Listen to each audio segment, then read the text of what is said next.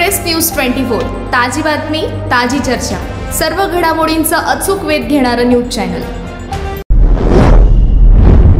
पूरबाधित भागातील शेतीचा पंचनामा होऊन त्यांना नुकसान भरपाई मिळावी या मागणीसाठी येथील भारतीय जनता पक्ष शेतकरी आघाडीच्या शिष्टमंडळाने प्रांताधिकारी मौसमी चौगुले यांची भेट घेतली। त्यांना मागणीचे निवेदन देण्यात आले। निवेदनात अतिवृष्टीमुळे पंचगंगा नदीला महापूर येऊन इचलकरंजी परिसरातील आणि चंदूर गावातील शेतीचे अतोनात नुकसान झाले आहे। महापुराचे पाणी इचलकरंजी परिसरातील पूर्व बाजू शेती व नागरी वस्तीमध्ये मोठ्या प्रमाणात आले आहे। यामुळे शेतकऱ्यांसह सर्वसामान्य जनतेचे मोठ्या प्रमाणात आर्थिक नुकसान झाले आहे। हातातोंडाशी आलेलं पीकही महापुरामध्ये बुडून पूर्ण वाया गेले आहेत। त्यामुळे शेतकऱ्यांचेही आर्थिक नुकसान झाले आहे। यामुळे याचे पंचनामे लवकरात लवकर होऊन योग्य ती नुकसान भरपाई मिळावी।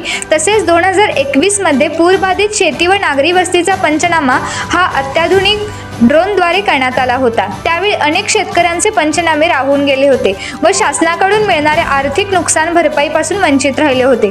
परिणामी पंचनामा हा प्रत्यक्षात जागेवर जाऊन करण्यात यावा असे निवेदनात नमूद केले आहे।